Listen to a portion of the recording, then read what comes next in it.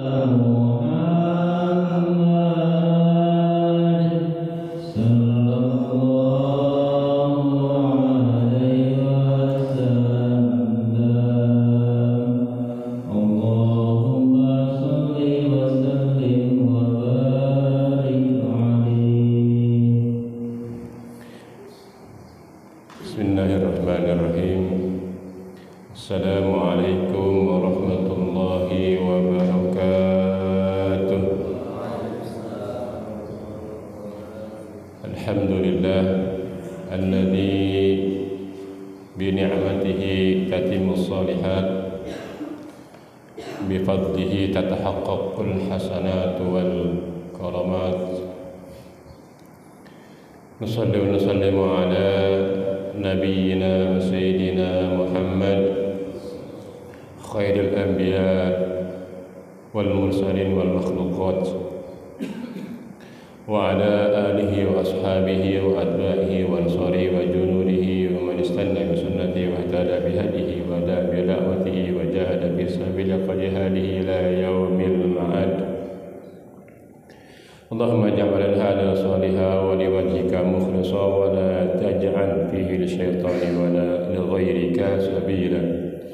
Asbahna wa asbahal mulku lillahi walhamdulillahi la syarika lah, la ilaha illa wa ilaihin nusyur. Asbahna ala fitratil islam wa kalimatil ikhlas wa ala dini nabiyyina Muhammadin sallallahu alaihi wasallam wa ala millati abina Ibrahim hanifa wa ma kana minal musyrikin.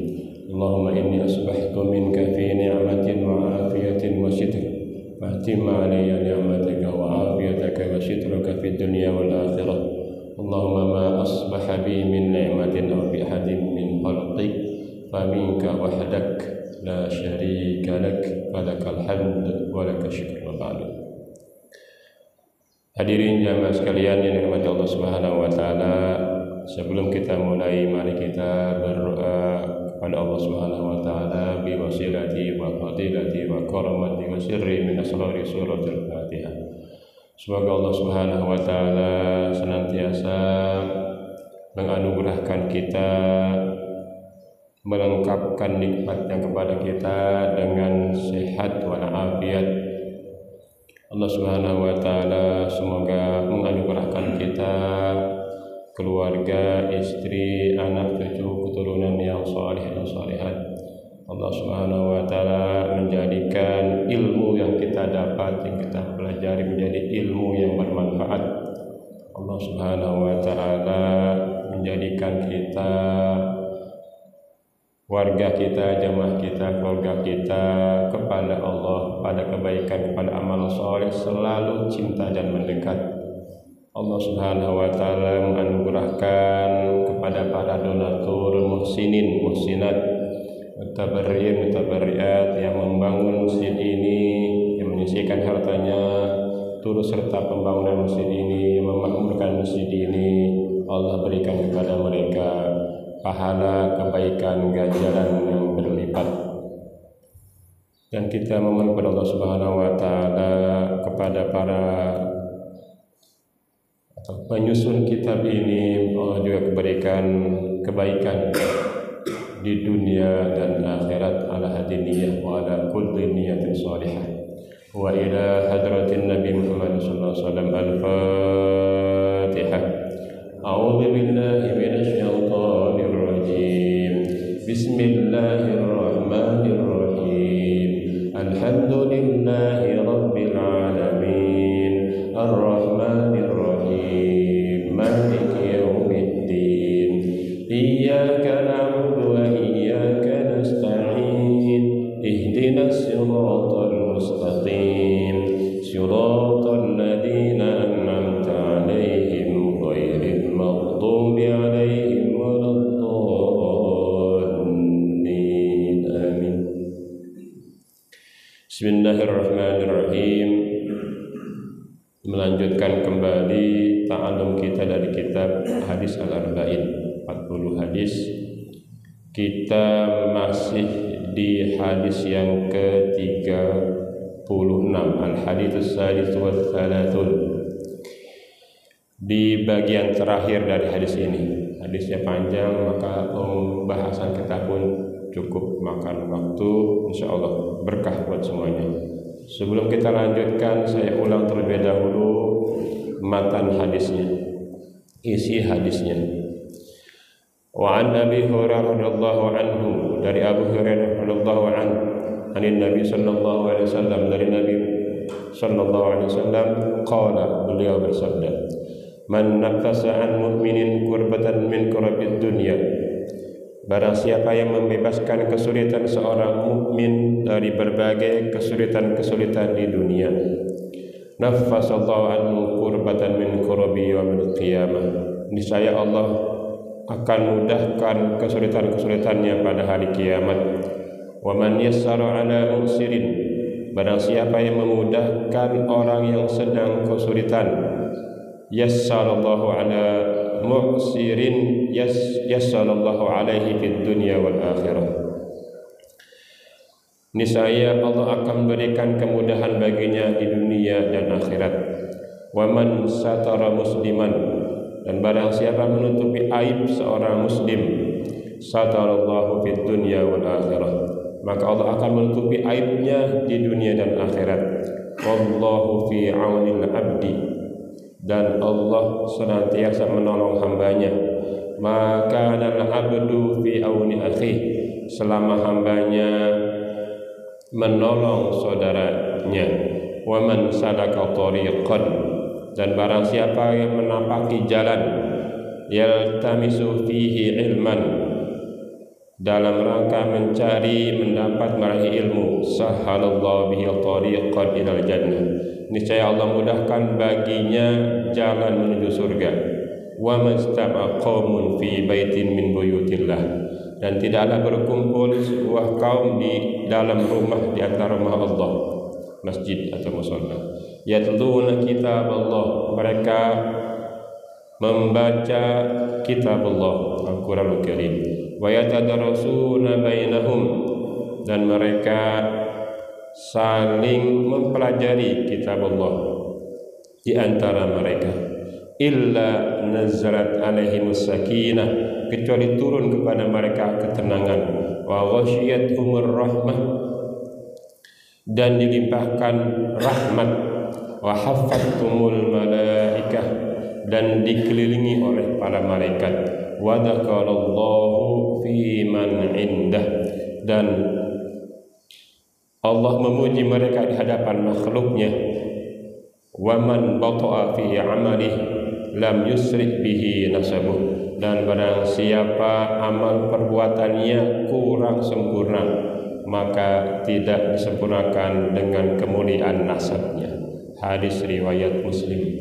Hadirin sekalian, agak panjang, kita masuk ke agak bagian akhir dari hadis ini, yaitu wa mastama qaumun, dan tidaklah berkumpul sebuah kaum, fi baitin, di dalam rumah, min buyutillah, di antara rumah-rumah Allah, yaitu masjid.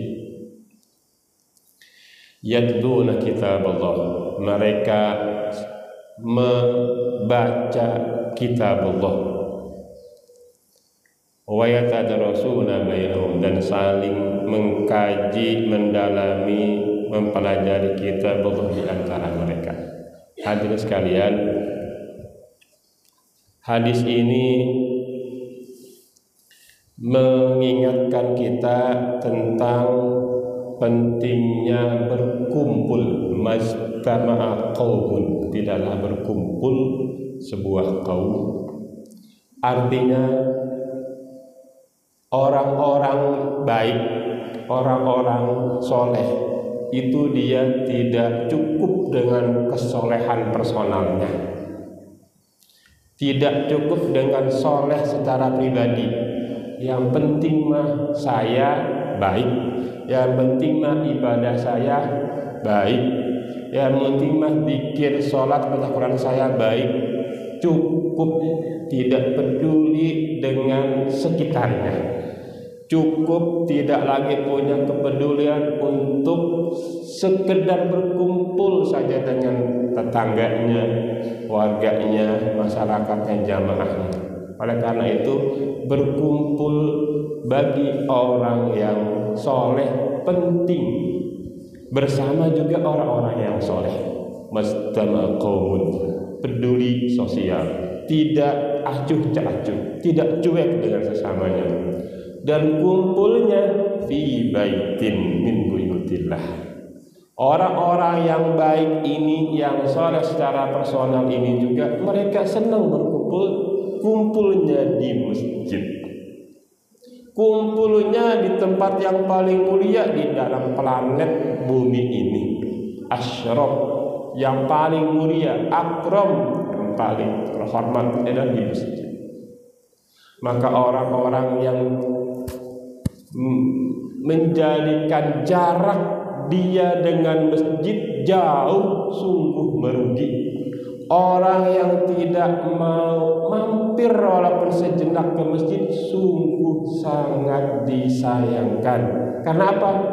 Allah melalui lisannya menyebutkan bahwa tidaklah berkumpul orang di dalam masjid, rumah Allah Subhanahu wa taala. Kalau di rumah Allah saja sudah enggak betah, kalau di dalam masjid saya sudah tidak nyaman, di tempat mana lagi dia yang bisa nyaman kecuali di tempat yang itu tidak ada disebutkan kalimat Allah, kecuali di dalam tempat yang situ tidak lagi ada kebaikan buat dia, kecuali dalam tempat yang situ seluruhnya adalah keburukan.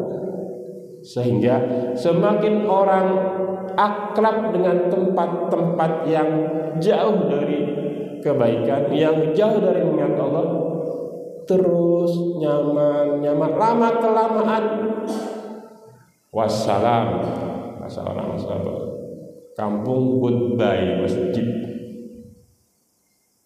selamat tinggal masjid.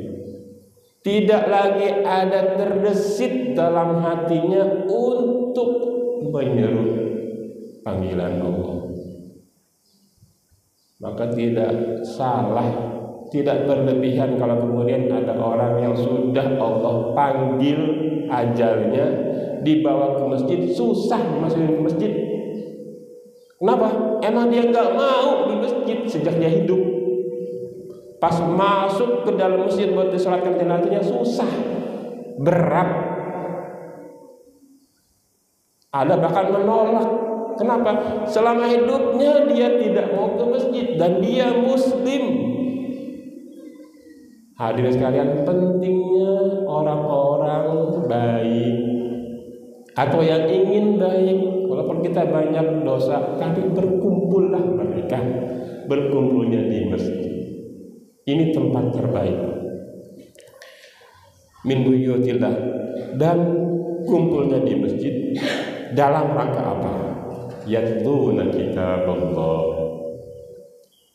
mempelajari, membaca Al-Quran.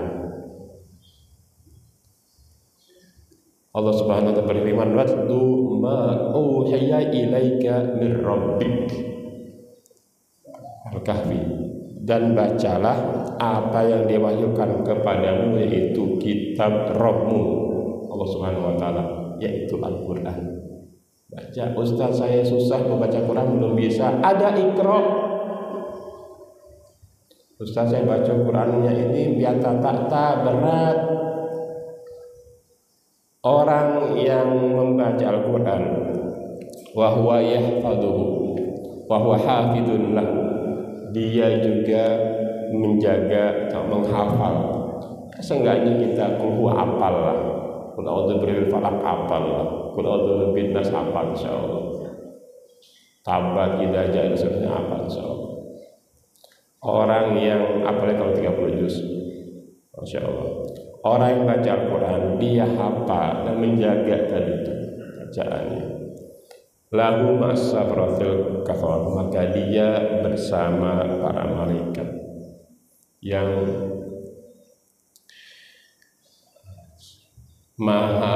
mulia. Dan sekalian, artinya derajat orang yang membaca Al-Quran dan dia menjaga menghafal itu ma'asafara al-kiram, bersama malaikat yang mulia. Levelnya naik, bukan lagi manusia biasa. Saking mulianya Al-Quran, Allah angkat derajatnya. Level manusia biasa, tapi dia senang baca Al-Quran, diangkat sama Subhanahu wa ta'ala ma'as-safaratil kiram, sama para malaikat yang mulia. Semakin dia sering baca Quran, semakin naik derajatnya ma'as-safaratil kiram, bersama para malaikat yang mulia. Walaupun kita, ya model kita manusia begini, banyak dosa, sering berbuat salah.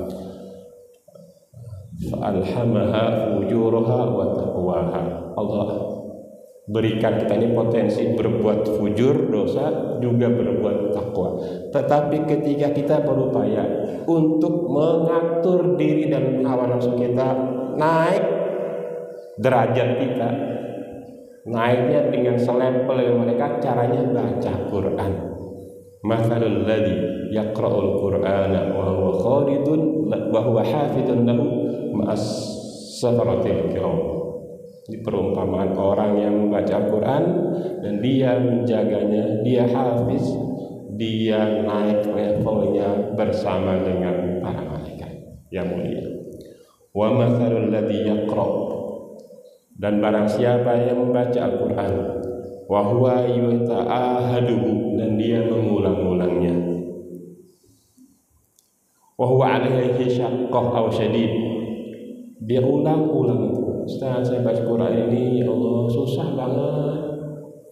Kadang baca pandang pendeknya susah, saya baca makhraj sesuai dengan makhrajnya juga susah. Lidah saya keluh, Ustaz, gimana? Tapi dia terus mujahadah, dia terus berupaya, diulang, pelan-pelan, nggak putus asa. Walaupun belum bisa baca Al-Quran gede itu, ya, seenggaknya ikhlas. Ya model begini, kata Rasulullah SAW, digambarkan falahu ajroni, bagi dia ada 2 pahala. Tetap Allah berikan apresiasi, balasan. Ajar yang pertama, pahala yang pertama, karena dia membaca. Walaupun susah, walaupun secara teori tajwid mungkin ya belum sesuai, ada yang salah, tapi terus dia berupaya, terus dia bermujahadah, dia baca. Membacanya dapat pahala, masyakoh, kesulitannya dia membaca Al-Quran juga diapresiasi sama Allah, 2 pahala. Makin banyak, makin naik juga levelnya. Jadi tidak perlu lemah semangat, tidak perlu pesimis, tidak perlu enggan, tidak perlu kemudian berkeluh kesah karena tidak bisa membaca dengan baik. Baca saja sambil terus berusaha, mempelajari dan membetulkan bacaannya. Insya Allah Allah memberikan 2 pahala. Hadirin sekalian, itu membaca Al-Quran. Wa man qara'a harfan min kitabillah, barang siapa baca 1 huruf di antara kitabullah, falahu bi hasanah, 1 kebaikan. Wal hasanatu bi asyri amsalha, 1 kebaikan dilipat gandakan jadi 10. La aqulu alif lam mim harf, saya tidak mengatakan alif lam mim di awal surah Al-Baqarah. A'udzu billahi minasyaitonir rajim. Bismillahirrahmanirrahim. Alif lam mim. Berapa huruf? 3. Alif, lam, dan mim. 3 huruf. Kata Rasulullah SAW, dia tidak mengatakan alif lam mim itu 1 huruf, tapi 3. Walakin alif al-farum. Artinya sekali baca alif lam mim 3 huruf saja, per hurufnya alif 1 kebaikan, dilipat gandakan jadi 10. Berarti 3 huruf, 3 huruf kali 30 kebaikan. Udah berapa? 90. Tidak ada yang sia-sia membaca Al-Quran. Tidak ada yang sia-sia mempelajari Al-Quran. Walaupun sederhana, walaupun kecil, di hadapan Allah, di sisi Allah, dia diapresiasi, dihargai setinggi-tingginya. Subhanallah. Iqra'ul Quran fa innahu ya'ti yaumil qiyamati syafi'an li ashabihi. baca Al-Quran, karena sesungguhnya Al-Quran kelak pada hari kiamat datang kepada kalian sebagai pemberi syafaat, pembela. Pada saat kita kesulitan dia hadir, yang kita baca ini hadir. Dulu kita mungkin baca Yasin, setidaknya kalau kita mungkin dalam sepekan ini standar orang umum kita baca surat Yasin sepekan sekali. Kita hadir di masjid baca Al-Quran bareng. Kalau sini malam Jumat pada sholat maghrib, hari Kamis pada sholat maghrib langsung sini baca bareng-bareng baca. Itu kelak selagi ikhlasillahi ta'ala hanya untuk Allah, mengharap ridha Allah, hadir nanti ke kita sebagai pembela di hari kiamat. Syafi'an li ashabi. Maka manfaatkan peluang yang ada. Masjid, banyak masjid menyediakan sarana ini termasuk lansi. Nyok baca Al-Quran bareng-bareng. Yang kumpul baca bareng Al-Quran bareng-bareng di masjid itu selagi niatnya hanya untuk Allah, ikhlas mencari ridha Allah, dihadir kelak yang dia baca Al-Quran itu sebagai pembela syafaat. Ya Allah, saya enggak ridho. Ya Allah, tolong dia. Ya Allah, selamatkan dia. Ya Allah, kasih perlindungan dia. Yang ngasih pembelaan, yang minta ini Al-Quran yang kita baca. Jadi tidak ada yang sia-sia membaca Al-Quran. Itu banyak Al-Quran untuk yang nyumbang banyak, dibaca Iqra banyak, Yasin banyak. Baca, datang ke masjid, tempat penuh berkah. Lagi ada banyak masalah, datang ke masjid, sholat tahiyatul masjid, sholat hajat, walaupun 2 rakaat baca Al-Quran, tenang di hati. Kenapa? Fi baitin mu'yubitin yatuna kitab Allah wa tadrusun nabiyan, dan saling mempelajari tentang Al-Quran kayak gini nih, saling belajar tentang Al-Quran, illa nazzalat alaihimus sakinah, kecuali Allah turunkan ke dalam jiwanya ketenangan. Bapak hadirin sekalian, yang bikin tenang itu jiwanya. Yang bikin kita itu nyaman, happy menjalani hidup dan berbagai macam beban hidup ini, jiwa kita. Manusia itu ada 3 elemen, 3 unsur: akal, jasad, dan jiwa, ruh, nafs. Masing-masing 3 ini perlu dikasih asupan. Badan kita harus ada asupan, makan, minum. Kalau badan kita nggak dikasih asupan, makan dan minum, ya sudah, meninggal, mati. 3 hari saja, bahkan sehari pun lemas. 3 hari, lebih lemas lagi seminggu, berat. Nggak makan dan minum. Yang kedua, akal, otak, pikiran. Kalau akal kita nggak dikasih asupan, nggak akan ada bedanya manusia dengan binatang, bahari, hayawan yang lainnya. Kenapa? Nggak dikasih asupan otak. Apa asupan otak? Ilmu, pengetahuan. Maka jangan sampai otak kita kering, tidak ada asupan ilmu. Yang ketiga ini sangat penting, yaitu jiwa, nafs atau ruh itu. Ruh itu bagian dari badan kita utuh ini.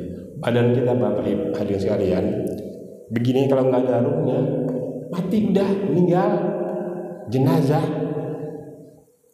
Tuh, orang yang di kuburan itu Allah panggil karena udah ada ruhnya, ruhnya Allah udah cabut. Nah, ketenangan hakiki itu ada di dalam ruh itu. Asupan ketenangan hakiki buat jiwa itu adalah Al-Quran, sumber dari kebaikan yang hakiki. Makanya disebutkan mastama qaumun, dalam berkumpul sebuah kaum fi baitin min buyutillah, di dalam masjid, yatluna kitab Allah, membaca Al-Quran. Dikasih asupan tempat yang terbaik, datang ke masjid, tengokin tuh rumah Allah. Udah dibangun sama Allah Subhanahu wa taala melalui manusia. Ini rumah saya, kamu kalau lagi kesulitan datang, udah. Lagi senang pun datang ke masjid. Insya Allah saya kasih buat kamu ketenangan jiwa. Nazalat alaihimus sakinah. Beban hidup banyak Bapak hadirin sekalian. Berat memang kita kalau mengandalkan kekuatan kita untuk menjalani hidup. Yang memberikan nafkah, yang nyari kerjaan, berangkat pagi, kadang masih gelap, pulang udah gelap, capek, letih. Itu kalau nggak diiringi dengan asupan jiwa, loyo badan ente, ringkih ruh ente. Sekilas dia enak, kendaraannya Pajero, kalau perempuan Bujero, Pajero laki-laki ya. Atau keranjang Avanza, apaan aja, enak, nyaman, ber-AC. Belum tentu kalau jiwanya tidak dikasih asupan, kalau jauh dari Allah Subhanahu wa taala, kalau tidak mau mendekat kepada Allah Subhanahu wa taala, enggak mau hadir ke masjid baca Al-Qur'an, zikir, sholawat sebagainya, kering, ringkih. Walaupun ente olahraga gede, badan fisiknya pokoknya di pendekar, walaupun pendek tapi tetap kekar. Nah, belum tentu kalau jiwanya nggak diiringi, karena 3 elemen ini ada yang kurang, yaitu asupan buat akal, asupan buat jasad, dan asupan buat jiwa. Al-Quran, ke masjid, itu adalah asupan buat jiwa. Sekalian, illa nazatal himus sakinah, ketenangan ini yang membuat orang jadi hidupnya nyaman. Saya ingin kasih cerita, saya pernah cerita juga ke jamaah ibu-ibu semalam di sini. Ini sungguh menggugah cerita buat diri saya secara pribadi. Saya dulu pernah dinas tugas beberapa tahun yang lalu, sebuah lembaga charity di Timur Tengah. Di antara tugas saya itu adalah mensupervisi penyaluran distribusi bantuan dari Timur Tengah ke lembaga-lembaga yang mendapatkan bantuan sosial, yaitu diantaranya Darul Aid, rumah yatim, panti asuhan. Saya dinas ke Jawa Timur, Pasuruan, Beji, kecamatannya dekat dengan Porong.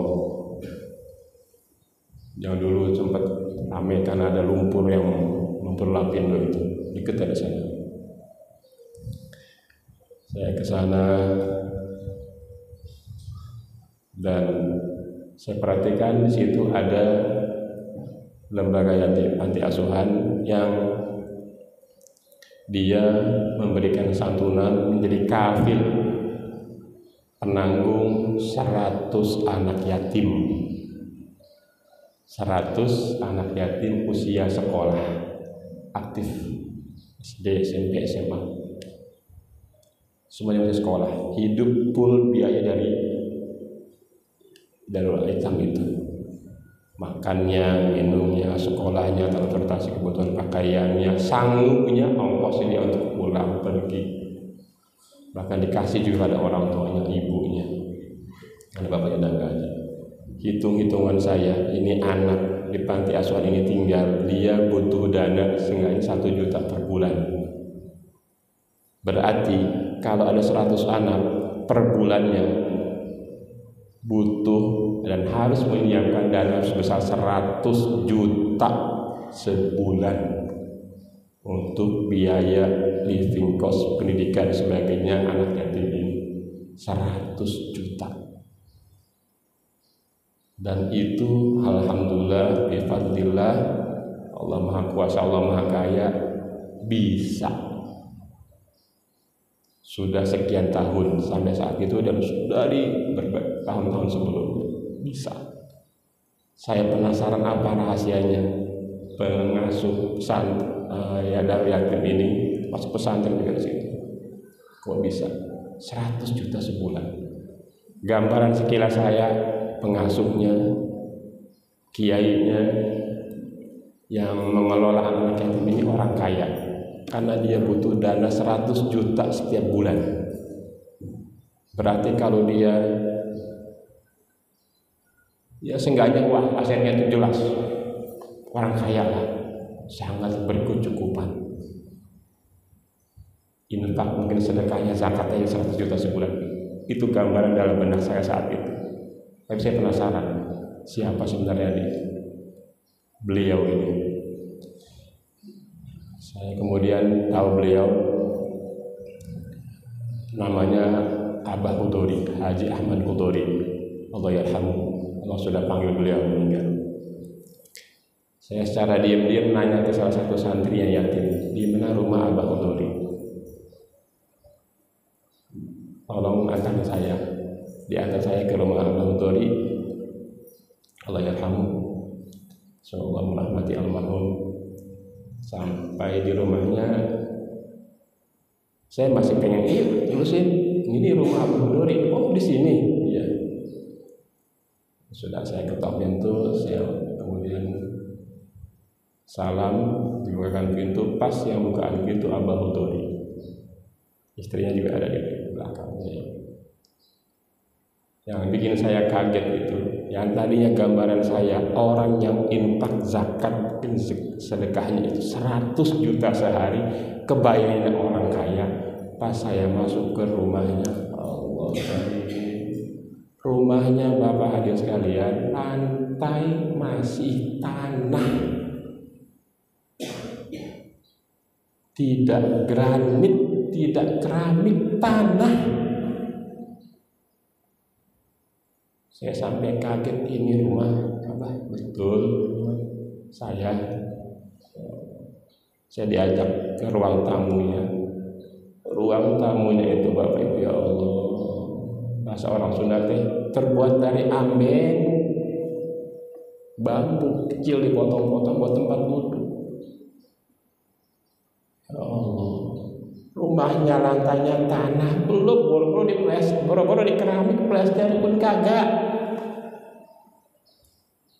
Tempat duduknya, kalau kita sofa empuk enak begini, amben kecil-kecil bambu dipotong-potong.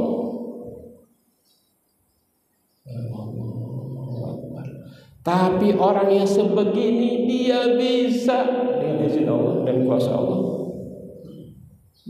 memberikan, menjadi kafil yatim 100 anak, 100 juta tiap bulan. Kita berapa yang kita sumbang ke anak-anak yatim, berapa infak kita buat kebaikan, berapa sumbangan kita buat masjid, buat rumah Allah, fisabilillah, berapa? Ada nggak kita sisihkan walaupun 1.000, 2.000 rupiah, 3.000, 10.000? Kadang-kadang rumah kita alhamdulillah masih megah walaupun rumah subsidi, ada granitnya, ada AC-nya. Berapa infak kita, berapa sedekah kita, apa yang sudah kita berikan untuk Allah, untuk ajaran Allah, untuk agama Allah. Kita masih berpikir tentang bagaimana saya hidup nyaman, enak, kaya raya, tapi nggak peduli kadang dengan sesama yang membutuhkan. Orang kaya, Allah yarhamullah, almarhum Abah Qudori, berpikirnya saya ingin memberi yang terbaik buat Allah. Dia santuni anak yatim walaupun rumahnya sebegitu adanya. Itu apa rahasianya?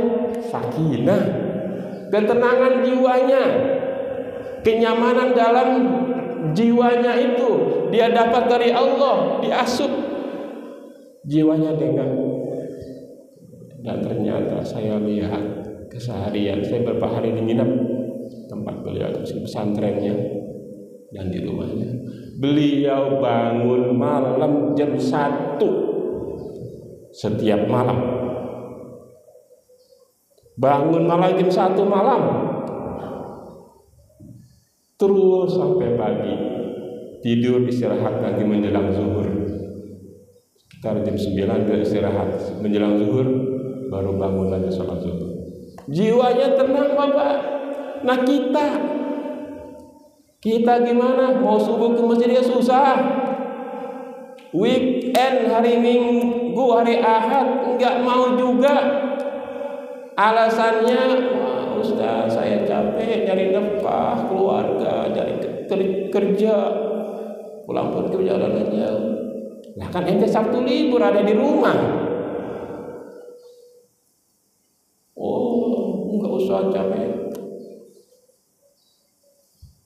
nanti berbicara di hadapan Allah.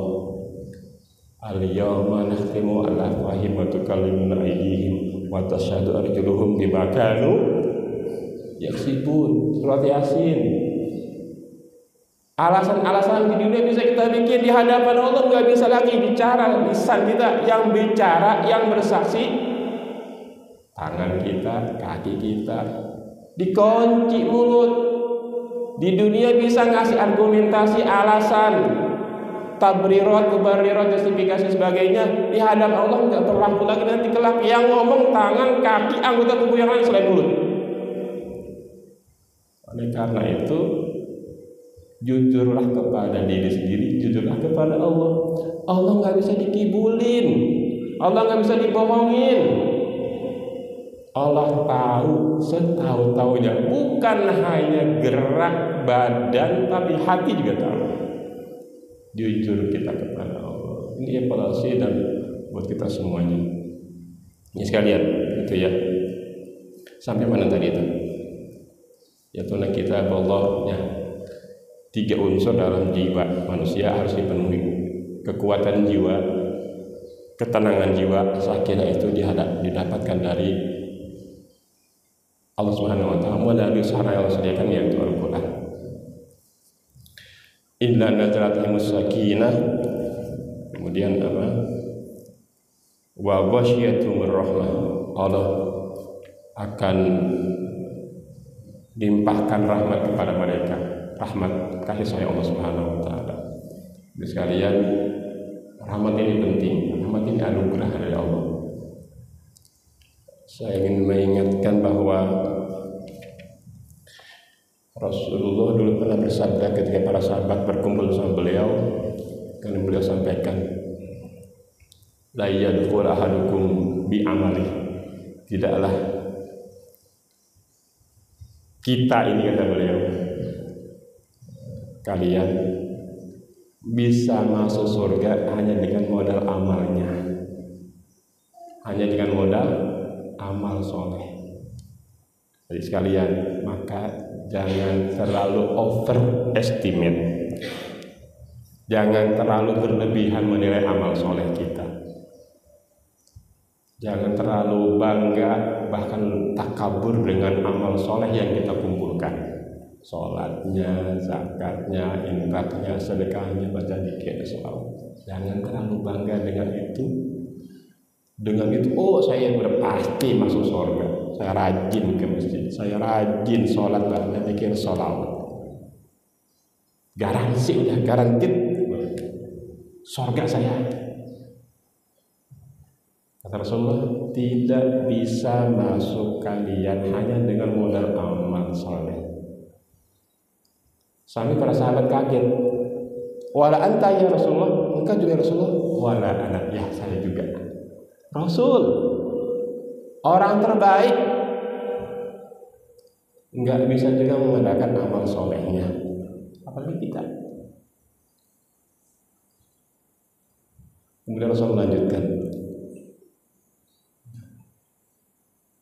illa ayyatadhamma di'allah birahmati min wa fadl, kecuali Allah anugerahkan rahmat kepada kita.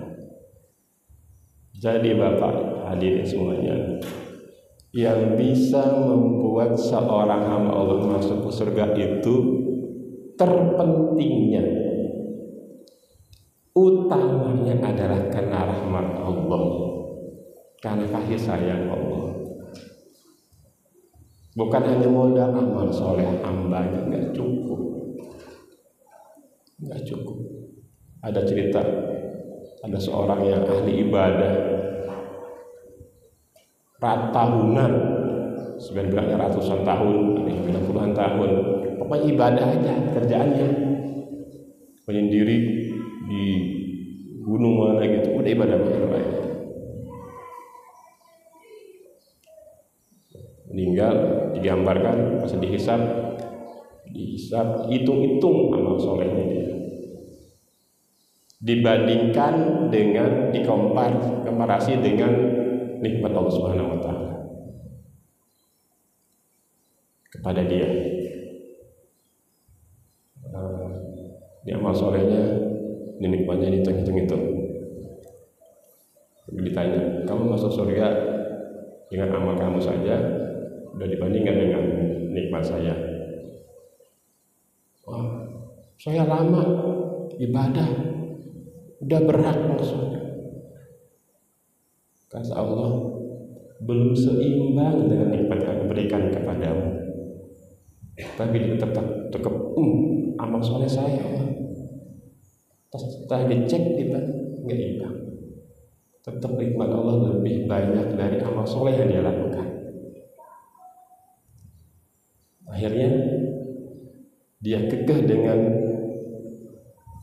prinsipnya karena dia sudah puluhan ratusan tahun ibadah saja. Dikasih penjelasan nolak, sudah tidak layak masuk surga. Berarti rahmat Allah itu penting. Hadir ke masjid, kumpul di masjid, baca Quran kita, mempelajari Al-Quran kita, zikir kita, selawat kita, ketenangan, dan Allah kasih rahmat. Nah, kayak gini, mudah-mudahan Allah jadikan kita orang-orang yang mendapatkan rahmat Allah Subhanahu wa Ta'ala. Ketika kita dihisab, yang duluan itu adalah salat Al-Quran kita baca, rahmat Allah. Insya Allah amal soleh kita nggak cukup, dikit, nggak sebanding dengan nikmat Allah yang berikan. Wa ghasyatumur rahmah wa hafatumul malaikah, dilindungi diliputi oleh para malaikat. Seandainya kita ini manusia bisa melihat kemungkinan kasat mata, tapi ya itulah iman, tidak harus selalu diukur dengan kasat mata. Tapi Rasulullah sudah menyampaikan ini, maka insya Allah kita yakin hafatumul malaikah, malaikat turun kemudian memberikan dikelilingi oleh malaikat. Wa dzakarallahu fi man indah, dan kelak Allah akan banggakan mereka ini yang tadinya kumpul di masjid baca Quran, pada ta'allum, taklim, maka Allah akan sebut-sebut nanti si fulan yang tadi ikut kuliah subuh di masjid, si fulan yang kumpul bareng di waktu baca Quran, sebutin di hadapan orang kita kelak. Bangga kalau kita dipanggil sama pejabat, disebutin nama kita, senang ini Allah nanti yang nyebutin ya, wa dzakarallahu fi man indah, sebut-sebutin namanya itu, kebanggaan tersendiri. Maka ada sekalian, sekali lagi ajak, kelola dan manage diri dan hawa nafsu kita untuk senantiasa mendekat kepada Allah Subhanahu wa Ta'ala, mencintai Allah Subhanahu wa Ta'ala, ke masjid, baca Quran, hadir di acara-acara besar seperti ini. Insya Allah itu akan menjadi sarana kita mendapatkan keterangan jiwa, sarana kita mendapatkan rahmat Allah, dan insya Allah Allah akan sebutkan kita di hadapan makhluk-makhluknya sebagai bukti apresiasi penghargaan Allah kepada hamba-Nya itu. Wa man waqa'a fi amali la yusri bihi nasabah, dan barang siapa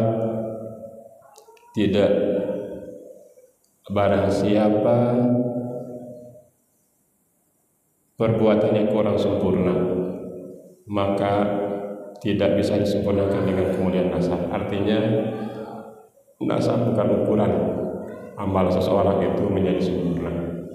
Oh, saya kan anaknya kiai, saya kan gus. Oh, saya kan anaknya ustaz, saya kan anaknya habib, otomatis saya mulia amalan saya. Belum tentu. Kembali ke masing-masing. Tidak bisa disempurnakan otomatis amalan itu dengan nasab keturunannya. Allah tidak melihat itu. Innallaha la yanzuru ila suwarikum wa amwalikum. Allah nggak melihat itu semuanya. Walakin yanzuru ila qulubikum wa amalikum. Lihat kepada hati dan amal kalian, patokannya. Maka ada sekalian, ini menjadi penutup dalam hadis ini. Rawahul Muslimun, hadis riwayat Muslim. Semoga bermanfaat. Semoga yang sedikit bisa kita pahami dengan baik, bermanfaat, kita amalkan, dan insya Allah menjadi sarana kita mendapatkan keberkahan, kemudahan dari Allah Subhanahu wa Ta'ala. Sebelum kita tutup, mari kita beristighfar bersama-sama. Mohon ampun kepada Allah Subhanahu wa Ta'ala. Astaghfirullah Rabbal baraya, astaghfirullah minal khotaya, astaghfirullah Rabbal baraya, astaghfirullah minal khotaya, astaghfirullah Rabbal baraya, astaghfirullah minal khotaya. Bismillahirrahmanirrahim. Syakirin hamdani wa fi ni'amahu kayfi mazid wa ya rabbana lakal hamdu kama yanbaghi li jalali wajhikal karim wa 'azimi sultanik. Allahumma salli wa sallim ala nabiyyina wa sayyidina Muhammad wa ala alihi wa sahbihi wa sallim wa barik wa sallim ajma'in. Allahumma la tada' lana dhanban illa ghafartah wa la hamman illa farajtah wa la daynan illa qadaytah wa la maridan illa shafaitah wa la dhallan illa hadaitah wa la mujahidan fi sabilika illa nasartah wa la du'aan illa istajabtah. Allahumma anfa'na bima 'allamtana warzuqna 'uluman tanfa'una. Allahumma ij'alna minal ladzina yastami'una al-qawla fayattabi'una ahsana. Rabbana la tuzigh qulubana ba'da idh hadaytana wa hab lana min ladunka rahmah innaka antal wahhab. Allahumma ij'alna wa auladana wa banatina wa a'ilatina min ahli al-Qur'an wa khassatuka ya rabbal alamin. Allahumma ij'alna mimman yuhibbuk wa yuhibbu masjidak wa yuhibbu Qur'an wa yuhibbu ta'allum al-Qur'an wa dzikr was salawat bi rahmatika ya arhamar rahimin. Rabbana atina fid dunya hasanah wa fil akhirati hasanah wa qina adzaban nar. Wa akhiru da'wana alhamdulillahi rabbil alamin. Bismillahirrahmanirrahim. A'udzu billahi minasyaitonir rajim. Bismillahirrahmanirrahim. Alhamdulillahi rabbil alamin. Ar-Rahmanir Rahim. Maliki yaumiddin. Iyyaka na'budu wa iyyaka nasta'in. Ihdinas siratal mustaqim. Siratal ladzina an'amta 'alaihim ghairil maghdubi 'alaihim waladdallin. Amin. Wa la'afu minkum. Wallahu muwaffiq liqawmit thoriq. Assalamualaikum warahmatullahi wabarakatuh.